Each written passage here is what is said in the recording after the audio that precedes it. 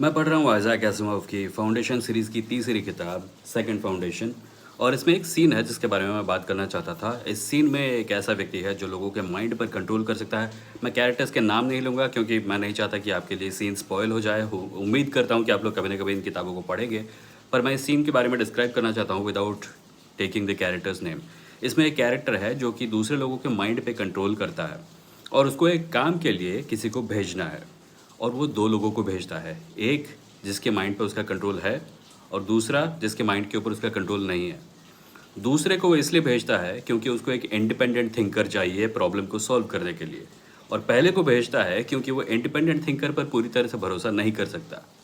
और ये मुझे लगता है एक बहुत अच्छा एग्जाम्पल है एक ऑथोरिटेरियन सिस्टम के लिए, जहाँ पे एक स्ट्रॉन्ग लीडर एक वीक सिस्टम क्रिएट करता है। क्योंकि आप सोच के देखिए, जब ये कंजर्वेटिव क्वार्टर्स मार्केट में अपने लोग भेजते हैं नए लोग चुनने के लिए कि किसे अपने पार्टी में, अपने ग्रुप में, अपने क्लैन में शामिल किया जाए, तो वो लोग असल में ढूंढते क्या हैं?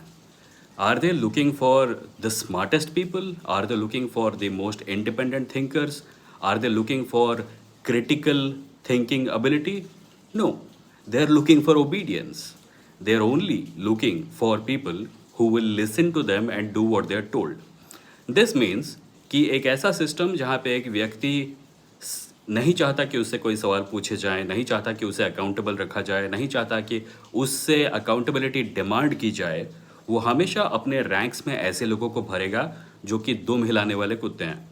और एक ऐसा सिस्टम जिसमें इस प्रकार के लोगों के अलावा किसी और के लिए कोई जगह नहीं है, इनहेरेंटली दुर्बल सिस्टम है, वीक सिस्टम है।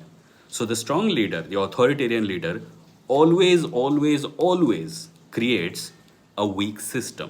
इस सिस्टम का काम फंक्शन करना नहीं होता। इस सिस्टम का काम वो नहीं होता जो इस सिस्टम को करने के लिए बनाया गया है। इस सिस्टम का काम होता है उस एक ऑथोरिटेरियन लीडर को प्रॉप अप करके रखना।